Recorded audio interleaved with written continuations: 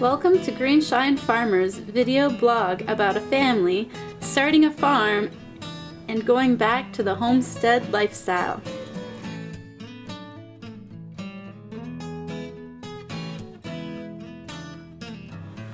Hey guys, welcome to Greenshine Farmers.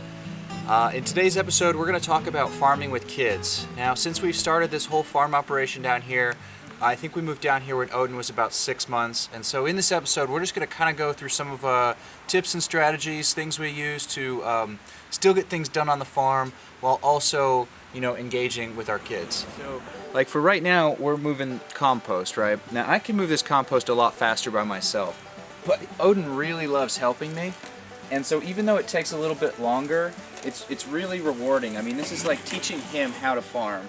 And he's helping me. Like he is moving it bit by bit, and we're getting stuff done, and it makes it more enjoyable for me. It doesn't feel like I'm just so, my family's over here and I'm just being a slave to the field. On days like this, we don't have to go quite as fast. It's really nice to just kind of slow down a little bit and enjoy this time, because this is why we're doing what we do in the first place. Tip number one: give him a job. If I'm doing something and I can bring Odin out, he can help me, as long as it's not a super time critical job like harvesting, I usually try to bring him along because he enjoys it. It makes it more enjoyable for me, and that's kind of like the reason we're doing this. It makes it feel like, we're not just going all the time, when I can actually take time and teach my son something, and he wants to help. They want to help. So, now's the time, if you want help later on, to kind of encourage them to help you while they're young. Number two, and it kind of goes hand in hand with the first one, but that's just keep them entertained. So if we're doing a job that he can't really help with, like washing and packing greens, we'll usually bring a bunch of toys in here for him, just to keep it, just to keep him active and entertained, and that will usually buy us, sometimes up to an hour or so. Yeah, like the other day, so we're in the process of converting this spinner, this washing machine, to a spinner, where we can just use a basket and put it in and dry our greens that way.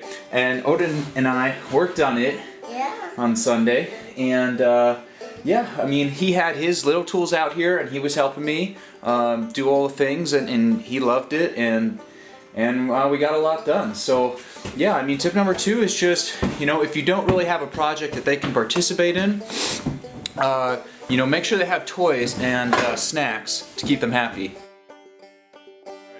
Tip number three, and this one took me a while to learn, but it's just give each other a break. When we first moved down here, we were so busy, we had so much to do. This was going to be our full-time income, so I was going non-stop, and sometimes you have to give each other a break, because being a mom or dad, or just raising kids, is a full-time job in and of itself.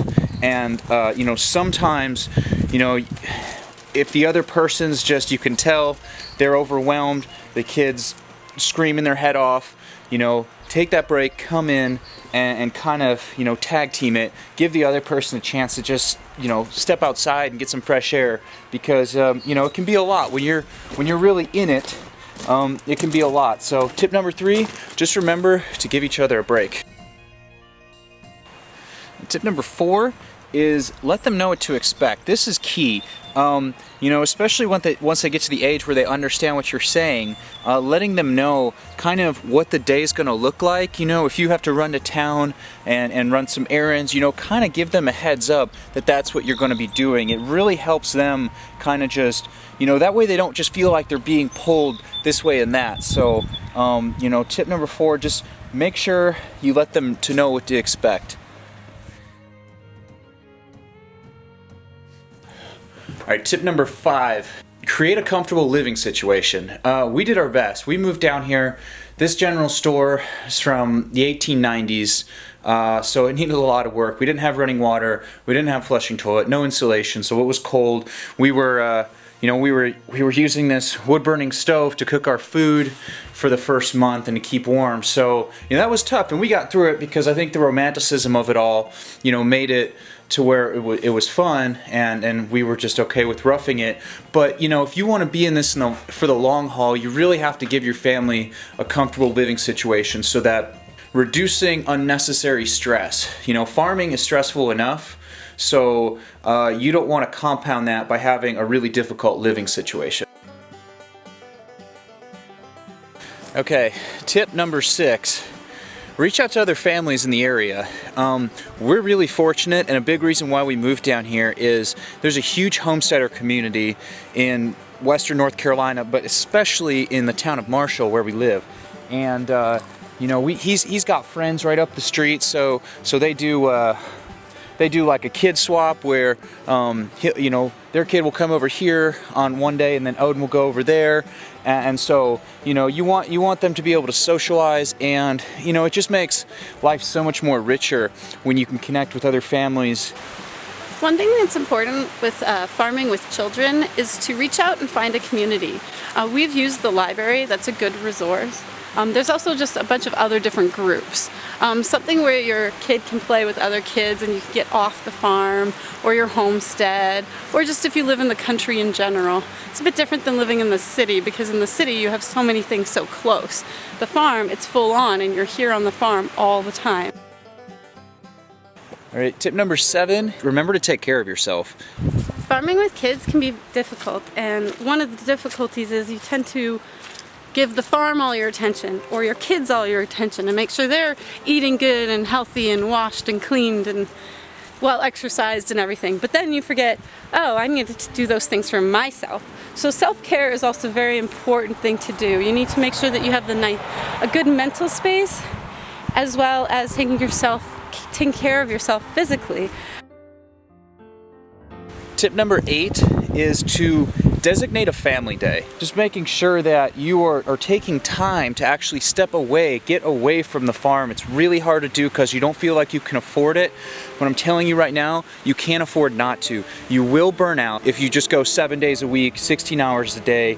That's not sustainable. And what kind of life is that? What's the point? We got out here because we wanted to get back to the land. We wanted to be out in nature, and we had just this ideal of a simpler life, and it hasn't exactly panned out that way yet. But just making the conscious effort to say, okay, on Sunday, maybe we'll feed the chickens or the rabbits, and then we'll but we're gonna get off the farm and we're gonna go do something away from the farm, and we're just gonna relax. We're just gonna not think about farming and just try to enjoy ourselves.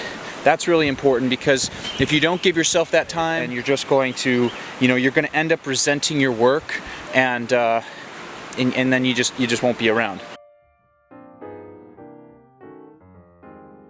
Take time to enjoy the moment. It's just it just really makes you just step back and appreciate all the work you've been doing. Number 9, make sure their basic needs are being met. Now this might seem pretty self-explanatory. You're like, well, yeah, of course I'm going to make sure my kids' basic needs are met. But it's very easy to get lost in something and realize that your child hasn't had a nap, or that he hasn't snacked in a while, or every kid is different. You never know how much or what growth spurt your in particular kid is going through at the time. So always just have like snacks on hand. We try to prepare a little container of something so it's fun for him. Make sure they're all healthy, and a couple of different choices. Naps are a hard one, especially for me. My oldest does not like taking a nap. How can we get him to sleep? One thing is the riding lawnmower, or going to a trip to town. Whoever's going to town, he'll sleep in the car or on a riding mower. But other than that, he barely naps. So just make sure that the kids' basic needs are being met and taken care of, because sometimes it's easy to kind of overlook and get too involved with what you're doing to realize, oh, my kid needs to sleep, or oh, he's probably really hungry. I'm hoping to go for a hike tomorrow morning, just me and the 2 boys, so I'm putting together this stackable lunchbox, which Odin loves because he likes to pick which level he's going to eat from, and it's really fun. Yeah, but you want to give him lots of choices. You want to make sure they're healthy. So he's got some hummus in this cup that he can use to dip his chips in. He's got a peanut butter and jam sandwich. one thing you do want to make sure is like you always have a snack on hand when you're out there in the field. Even if it's just like a cup of berries or something, because if he's out there in the field helping you, he gets hungry, he's gonna keep playing, and then he'll all of a sudden like freak out because he's hungry but he doesn't know it because he was having fun helping you in the field type of thing.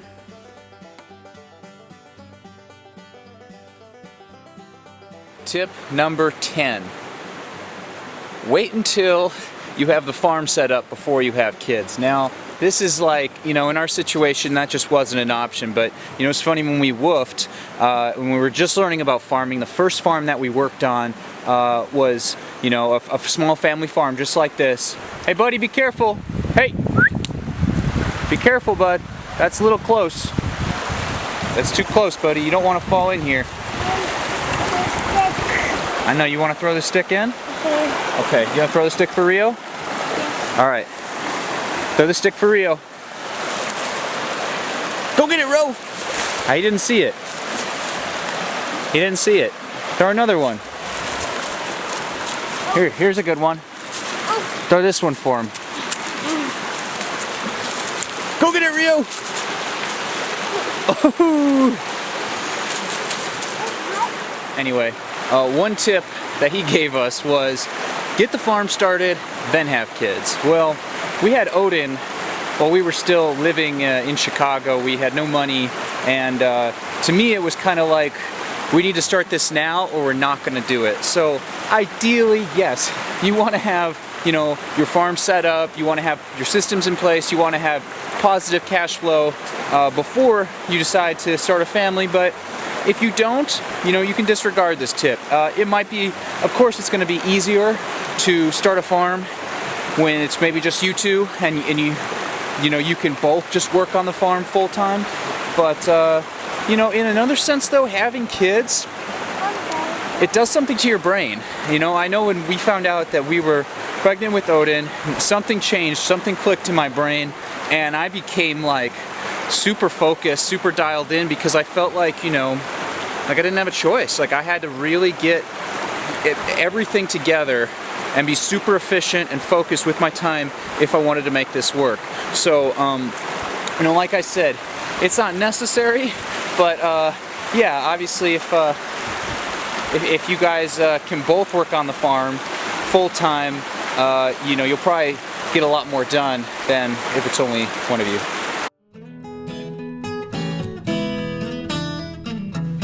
If you guys like this video and you'd like to see more like it, leave us a comment down below. And don't forget to hit the subscribe button. Also, visit us at greenshinefarms.com and follow us on Instagram at greenshinefarms. Thanks for watching. See you guys next time.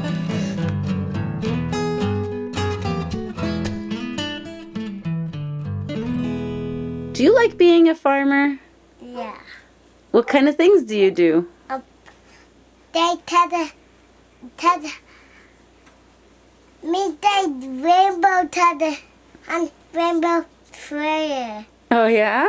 Yeah. You drive a rainbow tractor and a rainbow trailer. Yeah.